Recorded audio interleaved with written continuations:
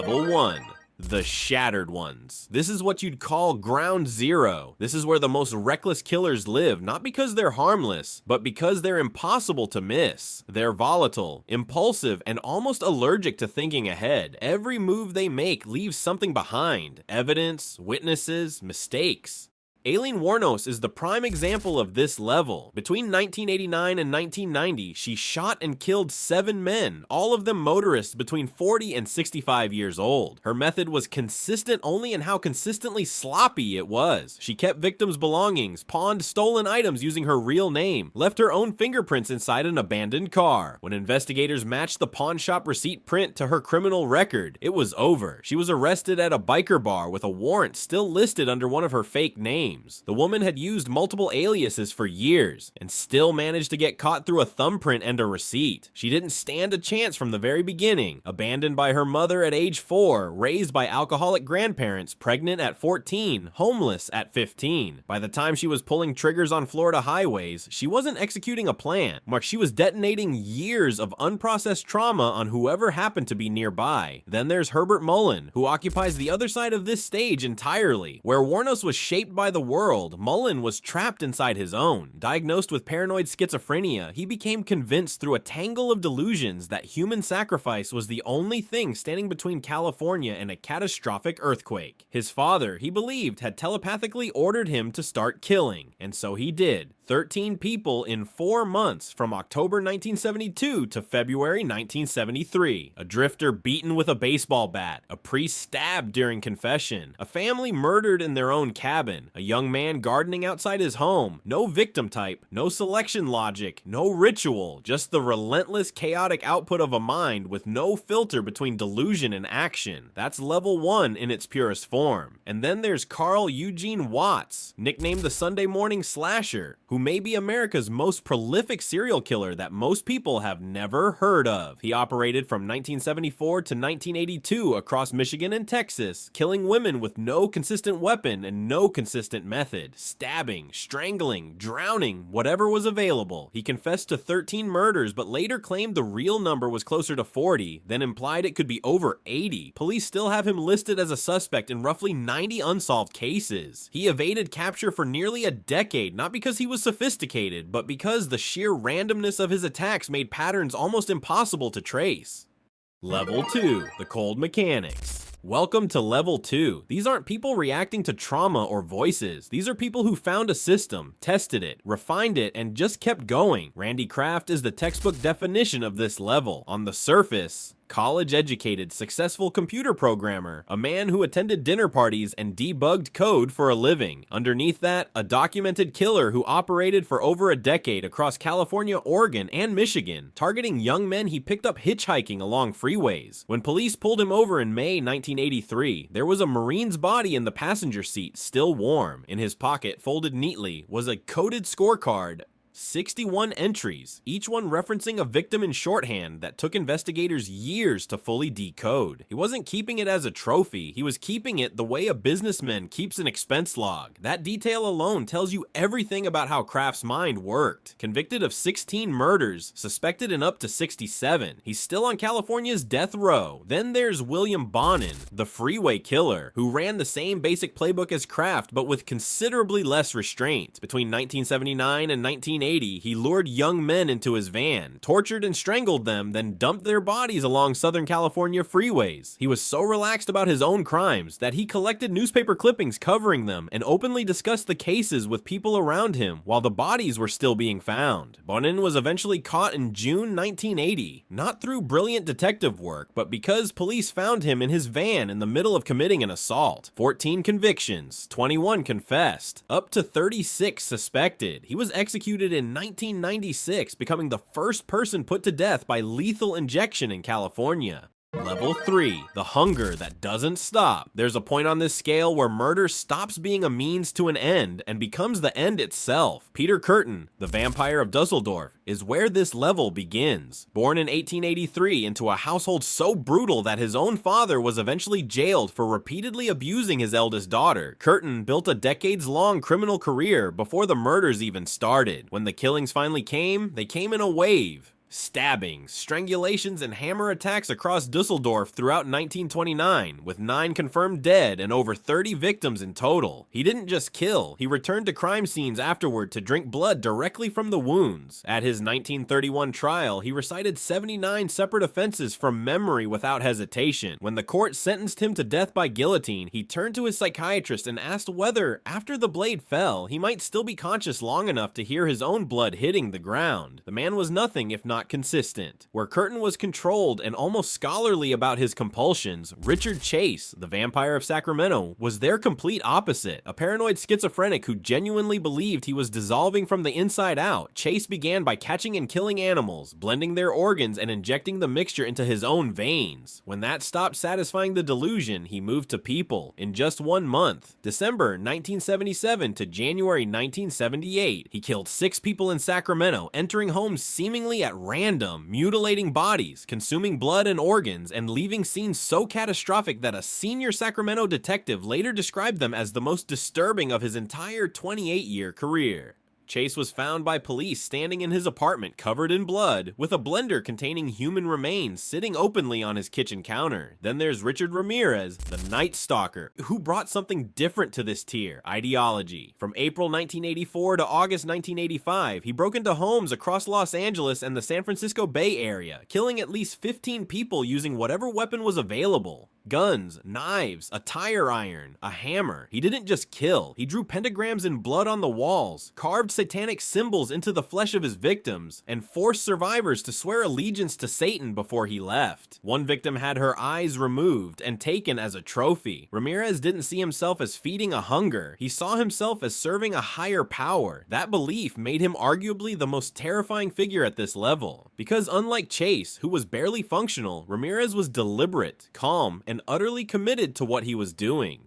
Level 4. The killers at the previous level were consumed by hunger. The ones here are consumed by something quieter, but in many ways more disturbing: loneliness. Jeffrey Dahmer is the unavoidable centerpiece of this level. Between 1978 and 1991, he murdered 17 men and boys in Ohio and Wisconsin, and what he did after each murder is what separates him from every tier below. He drilled holes into the skulls of living victims and injected acid directly into their brains, attempting to create compliant, permanent companions, people who physically couldn't leave him. When that failed, he preserved their bones, arranged painted skulls on a shelf in his apartment like ornaments, photographed bodies at various stages of dismemberment, and consumed flesh, not out of the same blood frenzy as Chase or Curtin, but out of a need for a connection so complete, so permanent, that it could only exist if the other person was no longer a person at all. His neighbors had been complaining about the smell from his apartment for months. They assumed it was spoiled food. Ed Gein operates from a completely different psychological wound, but arrives at the same destination. Raised in rural Wisconsin by a mother so controlling that she actively isolated the family from the outside world, preaching fire and brimstone scripture daily, and convincing Ed that all women outside their home were morally corrupt. When she died in 1945, Gein was left completely alone, and his mind began constructing a way to bring her back. He started visiting local graveyards at night, exhuming corpses, and fashioning objects from their bones and skin: a lampshade, a wastebasket, a chair seat, a full bodysuit made of female skin that he wore while doing chores. Police only discovered what he'd been doing when they investigated the 1957 disappearance of a local hardware store owner and found her decapitated body hanging in his shed.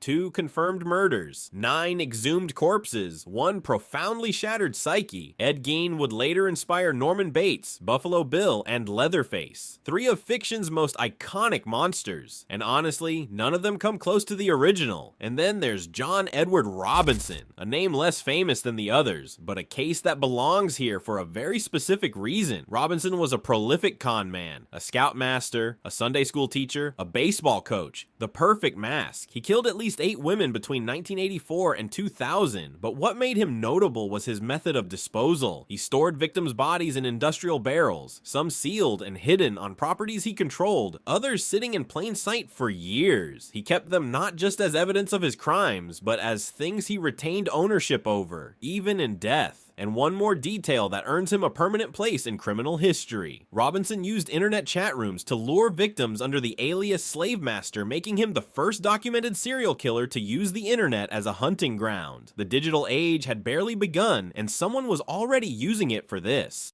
Level 5. The faces you trust. Every level so far has had at least one tell. A bloody apartment, a smell leaking into the hallway, a coded scorecard in a jacket pocket. The killers at level 5 had none of that, because their most dangerous weapon wasn't a weapon at all. It was the face they showed the world. Ted Bundy is the gold standard of this tier. Handsome, articulate, politically ambitious. He volunteered at a suicide hotline, studied law, and worked on a gubernatorial campaign. He killed at least 30 women and girls across 7 states between 1974 and 1978, and his method of getting to them was almost insultingly simple. A fake plaster cast, a stack of dropped books, a calm, pleasant voice asking for a moment of your time. He escaped from custody twice, and both times went straight back to killing. After his second escape, he murdered 3 more people in Florida within weeks. He was executed in 1989, but not before spending years giving interviews, representing himself in court, and performing the role of the misunderstood intellectual for anyone who would watch. He was never not performing. John Wayne Gacy ran the same playbook, but buried it under an even thicker layer of civic respectability. He organized neighborhood street parties, ran a successful construction business, performed as a clown at children's hospitals, and was photographed shaking hands with then First Lady Rosalind Carter, a photo he reportedly had framed. Beneath his house in Norwood Park Township, 33 young men and boys were decomposing in the crawl space. Neighbors had been complaining about an unusual odor for months. Gacy told them it was a persistent drainage problem. He was half right. He was convicted of all 33 murders, at the time the highest single defendant murder conviction in American legal history, and executed by lethal injection in 1994.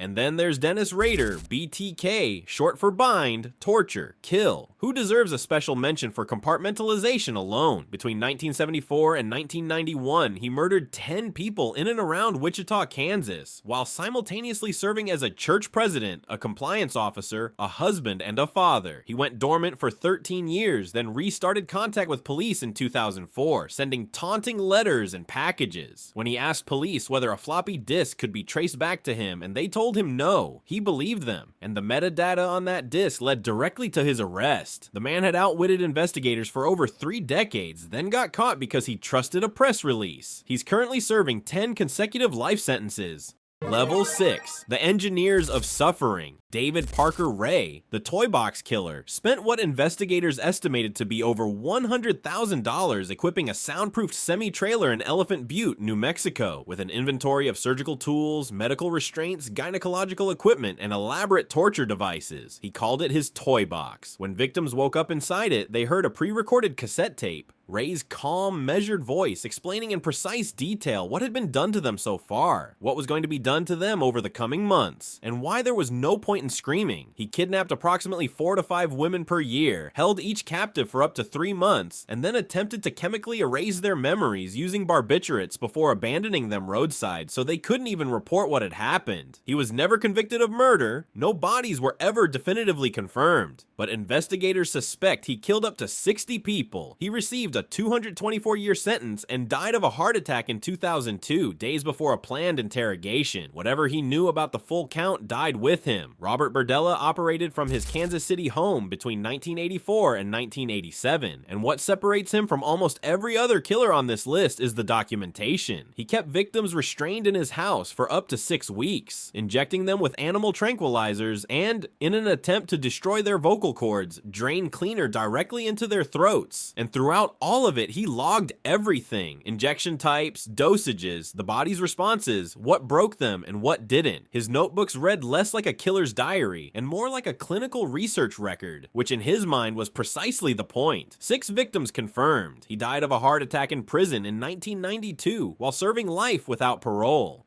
We've reached the rock bottom, and I want to be careful with how this level is framed because the numbers here stop functioning the way numbers normally do.